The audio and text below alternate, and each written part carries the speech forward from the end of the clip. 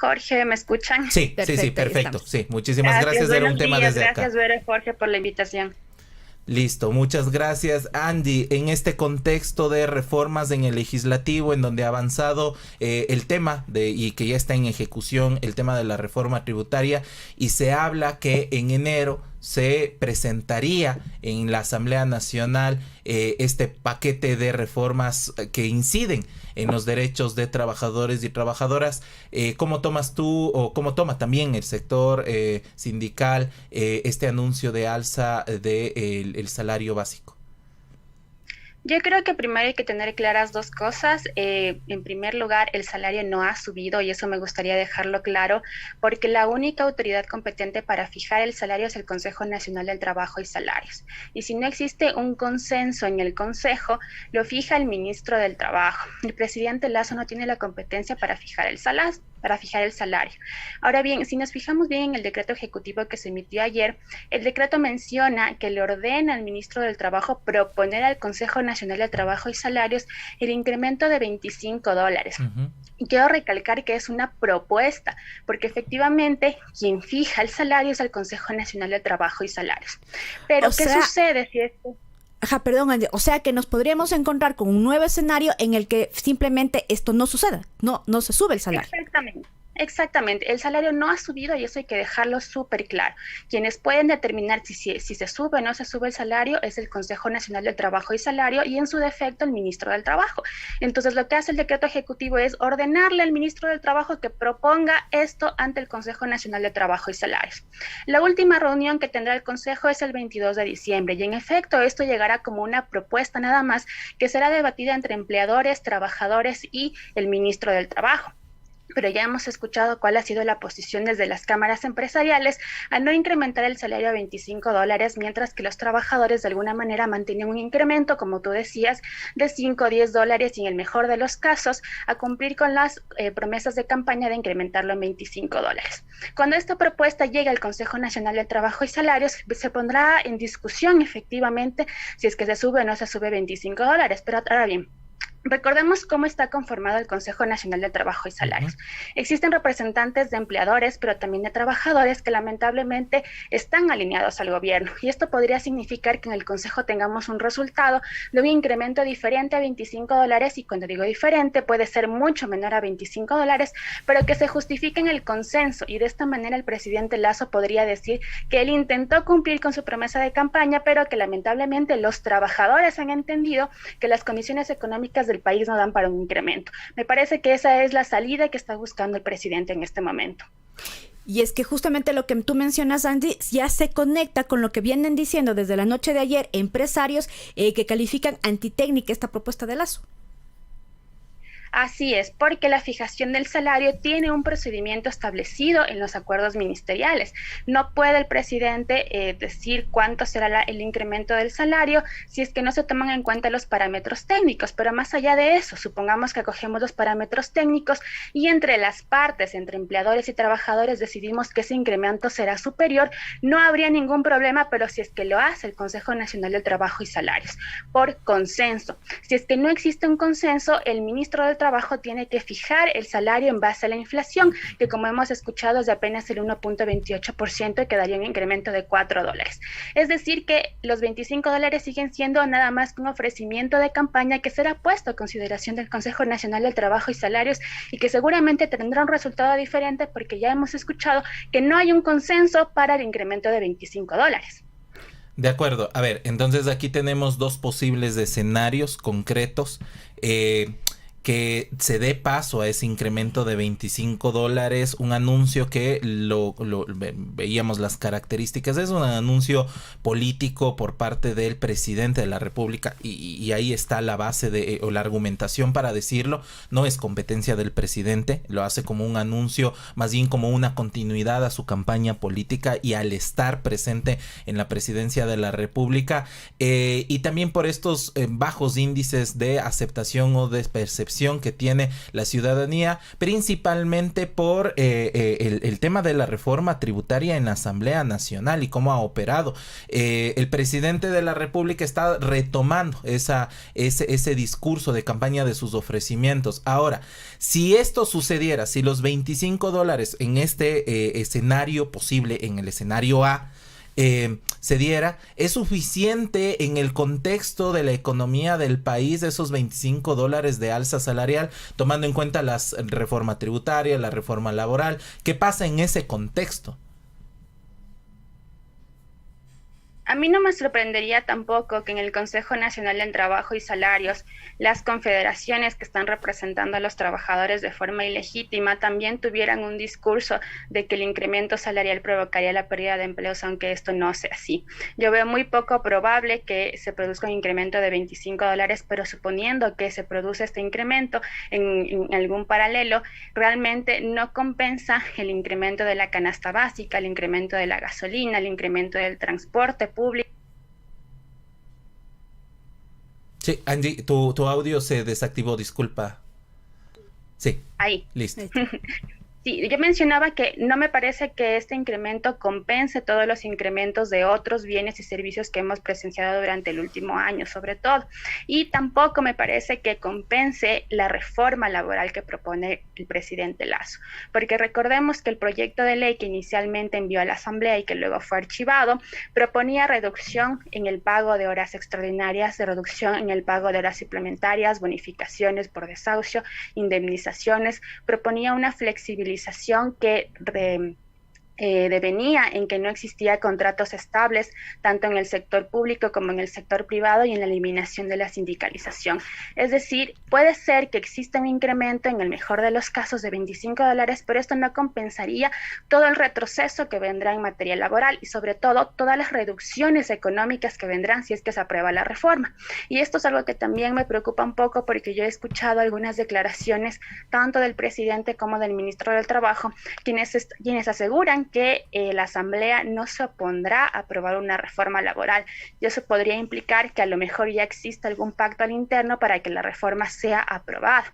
Yo digo también el presidente no podría lanzarse a dar un anuncio de incremento de $25 sin tener asegurada la aprobación de una reforma laboral que de alguna manera compense ese incremento si es que se daría.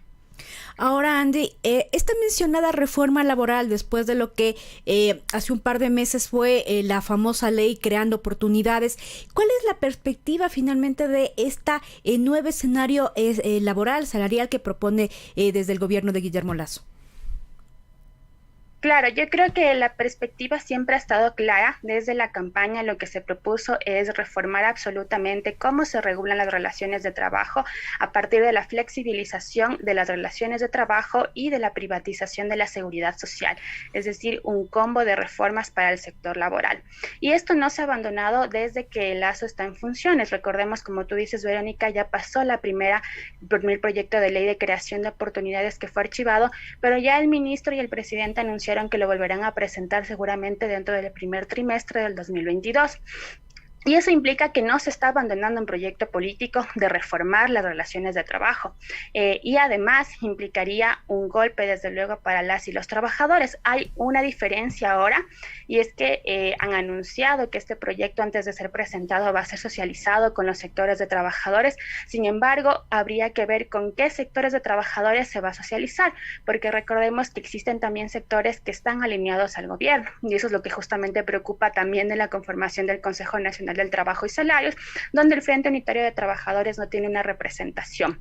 En ese sentido, me parece que atendiendo a las reformas que ya hemos pasado durante los últimos meses, principalmente la reforma fiscal, podría ser muy probable que la reforma laboral también entre a debate y a discusión, y aunque no se apruebe todo, podrían aprobarse algunos artículos que serían en contra de los trabajadores.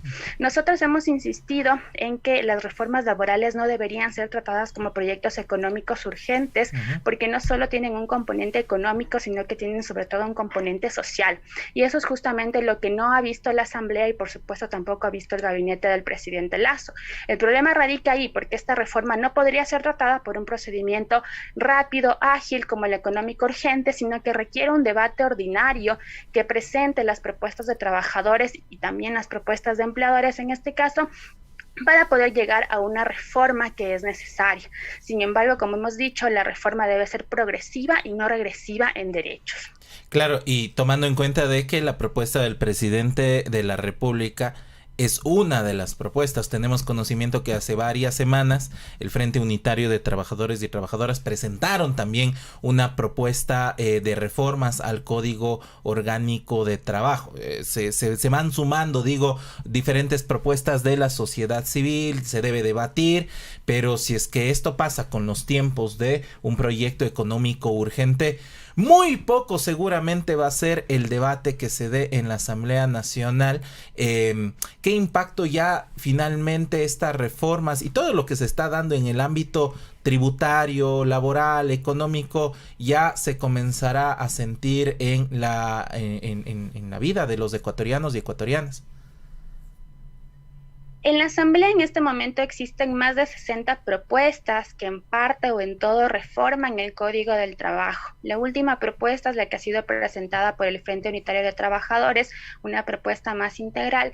Sin embargo, todas estas propuestas están regidas al procedimiento ordinario de discusión y debate. Eso quiere decir, y por eso insistimos, en que si se presenta una reforma laboral deba seguir el mismo procedimiento que todas las anteriores. Y si tenemos más de 60 proyectos de reforma en la Asamblea, nos parece que sí debería considerarse como un tema urgente de tratar, no solo por la Asamblea, sino por la misma gente, como tú decías, Jorge, que ya está sintiendo los impactos de las reformas laborales, que dicho sea de paso, no solo han venido desde el Ejecutivo, sino desde el mismo Ministerio del Trabajo, que tiene competencia para emitir acuerdos ministeriales que de alguna manera también están reformando el Código del Trabajo y dejándolo insubsistente. El impacto ya se está viendo. Creo que existe una tendencia política desde el Ministerio del Trabajo para no ser un ministerio de los trabajadores, menos de las organizaciones sindicales, y esto lo afirmamos porque en el Ministerio del Trabajo existe un sinnúmero de trámites represados de organizaciones sindicales, por ejemplo, de inscripciones de directivas, de contratos colectivos, de pliegos de peticiones, y no hace mucho hemos visto cómo en diferentes sectores, obreros y obreras, exobreros y obreras del sector público, están con jubilaciones impagas y con indemnizaciones impagas. Hemos visto marchas de los trabajadores municipales, marchas de trabajadores de ministerios y entidades públicas que no tienen jubilaciones pagadas, ni siquiera las liquidaciones. Y eso es preocupante porque significa que desde el mismo Estado hay una política por cargar el peso de la crisis en los trabajadores y por dejarlos y dejarlas al último dentro de la repartición del presupuesto del Estado. Si esto sucede en el sector público, en el sector privado la situación es todavía peor, porque el Ministerio del Trabajo es una entidad que lamentablemente está perdiendo fuerza para hacer cumplir la norma, para hacer cumplir la ley y los derechos de los trabajadores. No hay inspecciones en los lugares de trabajo, y cuando hay inspecciones en los lugares de trabajo hay altos índices de corrupción dentro de la misma institución que no permiten velar por los derechos de los trabajadores. Y esto lo digo que parece una política institucional, es decir que para mi forma de verlo, sí hay una tendencia muy clara a dejar todo lo que signifiquen derechos laborales de lado. Y subrayo esto que mencionas, Andy, porque justamente el presidente escoge un escenario que es una fábrica donde vemos a trabajadores bien uniformados, con temas de seguridad aparentemente bien ubicados, gafetes, gafas, bueno, un sinnúmero de medidas que todos los trabajadores en este país deberían tener. Sin embargo, solamente cuando se habla de garantizar el trabajo, se habla del salario, pero como tú mencionas, hay otros temas que no se los están abordando y que parecen lejanos de la política pública y obviamente del mandato presidencial.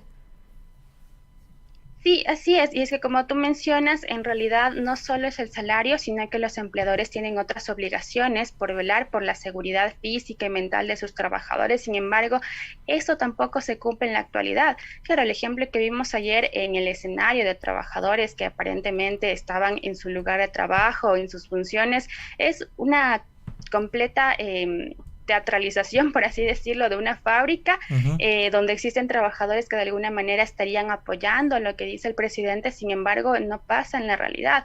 La mayoría de sectores de trabajadores están completamente en contra de las políticas flexibilizadoras de Lasso, y eso es también un trabajo que han realizado las centrales sindicales para socializar los proyectos de ley que se están presentando en la Asamblea y todas las reformas de una manera crítica y propositiva. Pero además que el escenario en el que se presentó ayer, el incremento salarial, no responde a las necesidades de los trabajadores, porque a pesar de que estemos en el fondo del discurso del presidente en una pantalla, eso no significa que hayan sido propuestas socializadas, y eso también es preocupante porque estamos frente a un gobierno que ha tomado las decisiones solamente con un sector al que pertenece, y es justamente el sector empresarial. Ahora, antes de cerrar esta entrevista, quisiera ir al escenario B, de no darse el incremento del salario de $25. Ayer se lo presenta más que como un derecho garantizado en la Constitución, además que es obligación revisar el tema de salarios y de incremento desde el Ministerio de Trabajo, desde la comisión que está encargada de este tema que tú lo comentabas, se presenta como una buena, como una buena obra, como una dádiva, como una aceptación desde el mandatario, y a pesar de que no es su responsabilidad, no está en sus acciones como presidente de la República hacerlo, lo presenta así, lo presenta como una buena voluntad desde la presidencia o desde su gobierno. ¿Qué esperaríamos los y las trabajadoras en el país si es que este incremento no se da? O sea, ¿qué se puede exigir si es que este incremento no se da? Bueno, yo creo que aquí hay que señalar que, de hecho, para que se congele el salario básico,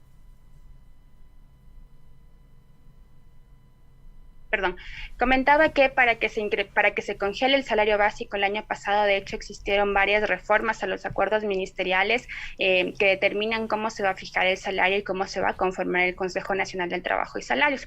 Y esa es la normativa que en ese momento está vigente. Entonces, tenemos un problema de fondo, y es que cuando la propuesta de los $25 llegue al Consejo Nacional del Trabajo y Salarios, si es que no hay un consenso entre las partes, el ministro del Trabajo va a fijar el incremento salarial con base a la inflación, y esto es de apenas el 1.28%. Esa sería la única salida final que le queda al incremento salarial. Pero desde luego, como también mencionaba, tenemos a un sector de empleadores que ya he mencionado que el incremento de $25 no sería una opción para ellos y para ellas. Y frente a un sector de trabajadores que está alineado al gobierno, no extrañaría que lleguen con un discurso al Consejo Nacional del Trabajo y Salarios que enfaticen que se podrían perder empleos si es que existe un incremento de $25, lo cual no es cierto, es una falacia dentro de la economía.